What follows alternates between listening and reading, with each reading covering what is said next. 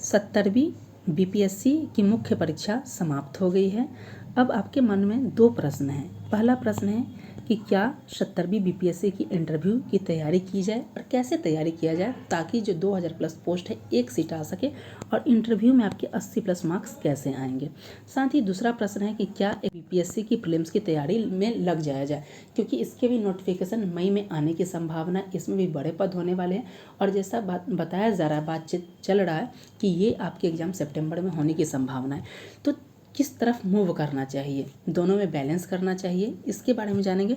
तो सबसे पहले ये जानना होगा जिनका 70वीं बीपीएससी मेंस दिया है उनकी बात किया जाए तो उनके लिए ये सबसे बड़ा जानना होगा कि उनका एग्ज़ाम कैसे गया है। दूसरा प्रश्न है उनका कि मेंस का रिजल्ट कब आएगा, साथ ही मेंस के लिए कट ऑफ क्या हो सकता है, और जिनका रिजल्ट नहीं होता उनके लिए तो बेस्ट ऑप्शन है वो 71वीं की तैयारी करें।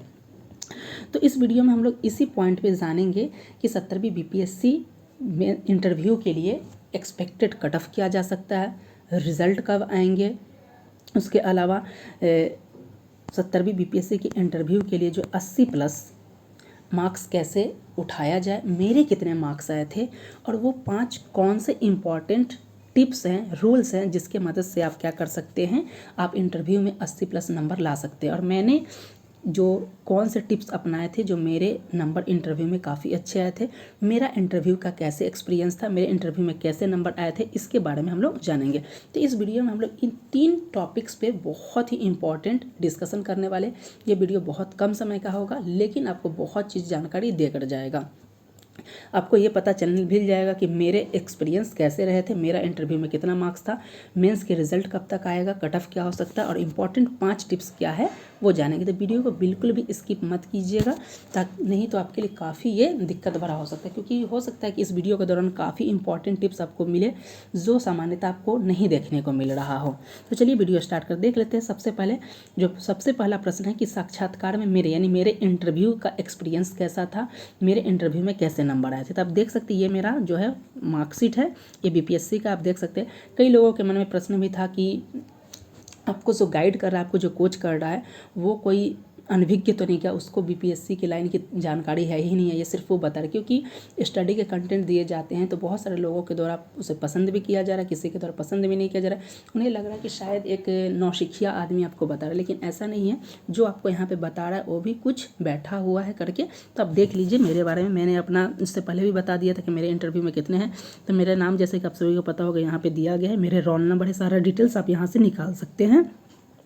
यहाँ पे देख सकते हैं मेरे पूरा मेंस का मार्कशीट है और इंटरव्यू में मेरे कितने नंबर आए थे, इस पॉइंट को देखिए, इसे यहाँ पे देख सकते थे। मेरे इंटरव्यू में जो नंबर आए थे 78 नंबर आए थे, 80 के करीब हैं, और ये इंटरव्यू में बहुत बेस्ट था। और इंटरव्यू में मेरे जो दीप्ति मैम का बोर्ड था, उन बोर्ड के द्वारा मेरे जो रिव्यू दिए गए थे बहुत बेस्ट रिव्यू दिए गए थे। उनके द्वारा मुझे वेलकम भी किया गया था कि आपके कैरियर के लिए बहुत ढेर सारी शुभकामनाएं दी जाए।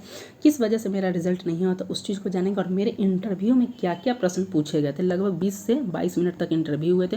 काफ़ी अच्छा इंटरव्यू था, बहुत सारे प्रश्न करंट अफेयर से भी था, मेरे ऑप्शनल से भी था, उसके अलावा जो मेरे हॉबीज़ से था, सभी के। तो इसको एक अलग वीडियो से डिस्कस करेंगे कि मेरे 20 से 25 मिनट के इंटरव्यू के दौरान जो क्या क्या प्रश्न पूछे गए थे। तो ये देख लीजिए, यहाँ पे मेरे जो जीएस पेपर 1 में मार्क्स थे यहाँ पे बताया गया है। जीएस पेपर 2 में उस वक्त क्या था ना कि मेरा स्टैट्स ज़्यादा अच्छा नहीं था, स्टैट्स के क्वेश्चन में मेरा स्ट्रैटेजी सही नहीं था, जिस वजह से मैं फंस गया था। इस वजह से मैंने स्टैट्स के लगभग जो है 72 मार्क्स को मैंने शून्य कर दिया था, मैंने उसको अटैम्प्ट ही नहीं किया था। उसके बाद जो जीएस पेपर 2 मेरा आईआर का सेक्शन कमज़ोर था, इस वजह से मेरे दोनों में नंबर कम आए थे। लेकिन ज्योग्राफी मेरा ऑप्शनल था और ज्योग्राफी ऑप्शनल मेरे 178 मार्क्स आए थे, और टोटल जो फाइनल इंटरव्यू में मेरे 78 मार्क्स आए थे। तो आपने देख लिया कि मेरा मार्कशीट है, ताकि आपको एक आइडिया लग जाए कि आपको जो बता रहा है वो उसको भी कुछ नॉलेज है। और ये जानना आप सभी को पता होगा, जैसे आप वोट देने जा रहे हैं तो आप वोट देने से पहले एक कैंडिडेट का चयन कर लेते हैं कि वो कैंडिडेट कैसा, उसके बारे में सब कुछ जान लेते हैं, उसकी आय क्या है, उसका स्ट्रैटेजी सब कुछ जान के आप उसको वोट करते हैं। आप अगर किसी रेस्टोरेंट में खाने जाते हैं, एक मोबाइल खरीदते हैं तो उसका भी रिव्यू लेते हैं कि उसका 5 स्टार रेटिंग दिया गया है कि नहीं, खाना कैसा, तब आप करते हैं। तो आपके लिए भी आप शायद आइडिया लग गया होगा कि आपको जो बता रहा है उसको भी थोड़ा बहुत आइडिया है बीपीएससी का। अब बात कर लेते हैं सेकेंड पॉइंट जो हमारा था, मेरे एक्सपीरियंस के बारे में। मैंने बताया कि बता दिया कि मेरा एक्सपीरियंस कैसा था। उसके अलग से एक वीडियो आएगा जिसमें प्रश्न हम लोग कर लेंगे कि क्या क्या प्रश्न मुझसे पूछे गए थे। दूसरा है मेंस रिजल्ट का जो कट ऑफ क्या हो सकता है और मेंस रिजल्ट कब तक आएगा। तो सबसे पहले देख लीजिएगा मेंस का कट ऑफ क्या है। ऐसे मेंस के कट ऑफ को जो है हमने एक अलग से डिटेल्स वीडियो बनाया है जिसमें पिछले 4 साल के क्या कट ऑफ का रेंज है उसके बाद ये बनाया गया है। साथ ही ये भी इसमें दिया गया था, आप देख सकते हैं कि जीएस पेपर 1 का लेवल कैसा था, 2 का लेवल कैसा था, एससी का लेवल कैसा था, उसके आधार पे ये एक्सपेक्टेड कट ऑफ तैयार किया गया। देख लेते, ये मेरा पर्सनल एक्सपीरियंस है, मे भी आपका इससे डिफरेंस देखने को मिलेगा, लेकिन कट ऑफ का रेंज इसी के आसपास रहने का है। 2035 पोस्ट है, 21,000 प्लस 21,581 मेंस दिए हैं। अब देख सकते हैं इसमें जो जनरल मेल के लिए कट ऑफ जा सकता है 440 से 445, जनरल फीमेल के 425 से 430, ईडब्ल्यूएस मेल 430 से 435, ईडब्ल्यूएस फीमेल 415 से 420, बीसी मेल के लिए 430 से 435, बीसी फीमेल के लिए 420 से 25, ईबीसी 415 से 420, ईबीसी फीमेल 410 से 15। इसी प्रकार सभी कैटेगरी के लिए हो सकता है। अब बात कर लेते, वीडियो लंबा ना हो इसलिए हम लोग एक एक पॉइंट, क्योंकि इसका कट ऑफ का अलग से डेडिकेटेड वीडियो बना दिया, आपसे ज़रूर देख लीजिएगा। मेंस रिजल्ट की बात किया जाए कि मेंस के रिजल्ट कब तक आएंगे, तो सामान्यतः तो है अप्रैल में आपके एग्ज़ाम खत्म हो गए हैं। यहाँ से लगभग जो है कॉपी चेक करने में 21,000 कैंडिडेट है, 3 से 4 महीने का समय लगता है। आगे इलेक्शन भी होने वाले हैं, तो अगर इलेक्शन का इफेक्ट ना पड़े तो 3 से 4 महीने अभी से जोड़ लीजिए, तो मई, जून, जुलाई, अगस्त में आपके रिजल्ट आने की पूरी संभावना है। जुलाई लास्ट में आप 5 से 10% मान सकते हैं, लेकिन फाइनली जो आपको अगस्त में रिजल्ट देखने को मिलेगा।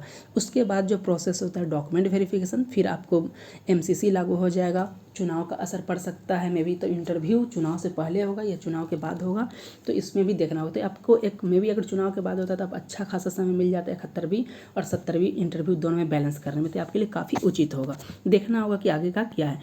अगर आप हमारे चैनल पर अगर आप करंट अफेयर्स या किसी सब्जेक्ट की तैयारी करना चाहते हैं, देख सकते हैं हमारे चैनल पर सभी सब्जेक्ट की तैयारी कराई जा रही है, और करंट अफेयर्स में भी daily, weekly, monthly current affairs आप जुड़कर लाभ उठा सकते हैं।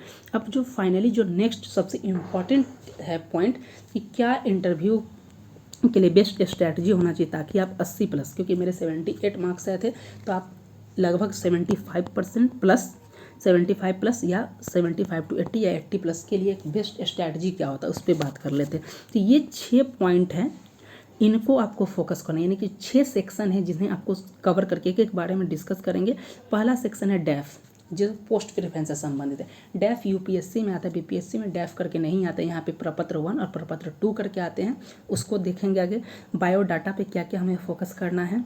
तीसरा है कि करंट अफेयर्स 2025 में कब से कब तक कवर करना है, कैसे कवर करना है उसको जानेंगे।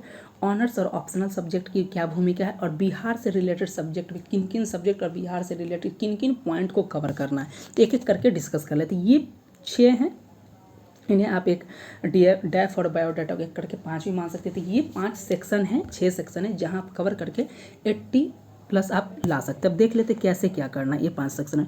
पहला है डैफ, यानी पोस्ट प्रेफरेंस से संबंधित जो आपको प्रपत्र 1 और प्रपत्र 2 भरने को मिलेगा। जब आप डॉक्यूमेंट वेरिफिकेशन या इंटरव्यू के समय जाइएगा तो आपको भर के जाना होगा। जो आप प्रपत्र 1 और प्रपत्र 2 में जो भर के जाइएगा उसको अच्छे से याद रखिएगा। प्रपत्र 1 और प्रपत्र 2 उसको अच्छे से करके जाइएगा, क्योंकि वहीं से आपका इंटरव्यू होगा। सबसे दूसरा इंपॉर्टेंट है पोस्ट प्रिपरेशन। हो सकता है कि आपको जो है 90% जो है आपके इंटरव्यू यही, यानी कि आपका अगर 20 से 25 मिनट का इंटरव्यू हो तो पोस्ट प्रेफरेंस पे ही आपके चले जाएंगे। तो पहला जो है सबसे इम्पॉर्टेंट है कि फर्स्ट जो प्रथम 3 जो होता है पोस्ट प्रेफरेंस आपके होने चाहिए। कि पहला 3 पोस्ट प्रेफरेंस क्या क्या। 70वीं बीपीएससी का आपका पोस्ट प्रेफरेंस क्या है, इसका भी मैंने वीडियो बनाया था, काफ़ी लोगों ने देखा था। आप देख सकते हैं कि पोस्ट प्रेफरेंस इस प्रकार था। पहले एसडीएम थे, दूसरे स्थान पे आपके बीपीएस यानी बिहार पुलिस उपाधीक्षक, तीसरा बिहार वित्त सेवा, इसी प्रकार पोस्ट प्रेफरेंस दिया गया था। तो ये पहले जो 3 पोस्ट प्रेफरेंस है, ये तीनों के बारे में आपको बहुत अच्छी जानकारी होनी चाहिए। और लास्ट के 1-2, यानी कि आपको ये पोस्ट प्रेफरेंस के बारे में आपने जो डाला है वो आप क्या। अब है कि पोस्ट प्रेफरेंस से रिलेटेड किस प्रकार के प्रश्न। तो पहला जो सबसे इंपॉर्टेंट रहता है कि इसका वर्क प्रोफाइल क्या है, यानी कि आपने डीएसपी डाल दिया तो डीएसपी का क्या कार्य है, ये पूछा जा सकता है। दूसरा पूछा जा सकता है कि डीएसपी का या फिर जो भी पोस्ट प्रेफरेंस आपका, उसका प्रमोशन लेवल क्या है, यानी हायरार्की क्या है, यानी पदानुक्रम क्या है उसका, किस प्रकार उसमें प्रमोशन होता है, ये बहुत बार पूछा गया। और तीसरा बात जो बताया जा रहा है कि आप अगर इस सेक्शन में आते हैं तो आप क्या करेंगे, आपके लिए मतलब आप इस दिशा में क्या प्रयास करेंगे। आप एसडीएम बन गए हैं तो क्या आपके प्रथम कार्य होंगे, प्रथम 2 कार्य क्या होंगे, डीएसपी बन के आपके प्रथम 2 कार्य क्या हो, वित्त विभाग में तो आपके प्रथम 2 सुधार क्या है, शिक्षा विभाग में आप आ रहे हैं तो बिहार में शिक्षा विभाग अगर मिल गया आपको तो प्रथम 2 काम क्या किया जा सकता है। तो ये 3 आपकी इंपॉर्टेंट होना चाहिए, यहीं से आपके प्रश्न पूछे जाएंगे और मे भी इसी पोस्ट प्रेफरेंस से आपके सारे इंटरव्यू भी चले जाएंगे। तो ये पोस्ट प्रेफरेंस यानी डेप्थ से संबंधित हो गया। वीडियो लंबा ना हो इसलिए हम लोग बहुत ही कम समय में इसको डिस्कस कर लेते हैं। अगर आप बोलिएगा तो एक एक पॉइंट को और ही डिटेल्स करके सेपरेटेड वीडियो आ जाएगा आपके लिए। नेक्स्ट है बायोडाटा। बायोडाटा में जैसे आप देख सकते हैं अन्य एग्जाम में होता है आपका नाम पूछा जाता है, नाम का मीनिंग। तो बीपीएससी पहले पूछा जाता था, अब नहीं पूछा जाता है। इसके बहुत सारे कारण हैं कि पहले नाम की वजह से, जिला की वजह से, इन वजह से क्या किया जाता था कि कहीं ना कहीं लग जाता था कि उन्हें वरीयता दिया जाता, तो इस वजह से हटा दिया गया। मेरे द्वारा जब मैंने इंटरव्यू होते मुझे एक कोड प्रोवाइड कर दिया गया था ABCD करके कुछ, तो वहाँ से आपको एक कोड दिया जाएगा, आपका नाम कुछ भी नहीं जाता है। इस पॉइंट को ध्यान रखिएगा।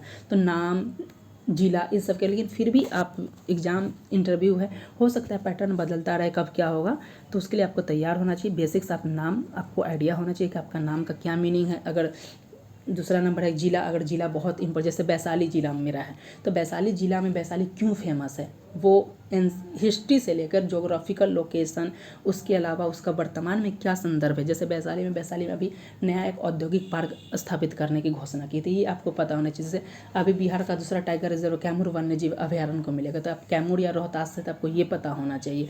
तो ये सारी चीज़ें आपको पता होनी चाहिए बायोडाटा के बारे में। तो ये सारी चीज़ आप स्कूल से, अगर किसी के बहुत इंपॉर्टेंट स्कूल है तो वो स्कूल के बारे में पता होना चाहिए। कोई डीएवी से किया तो डीएवी के बारे में क्या है, क्यों एस्टेब्लिश किया गया, ये आपको पता होना चाहिए। कोई कॉलेज है, वो जैसे पटना यूनिवर्सिटी है, पटना यूनिवर्सिटी का क्या रिलेवेंस है, क्या क्या है, जैसे इस वर्ष 100 वर्ष पूरे हो गए, तो ये सारी चीज़ें आपको पता होनी चाहिए। आपसे ये प्रश्न पूछे जाएंगे।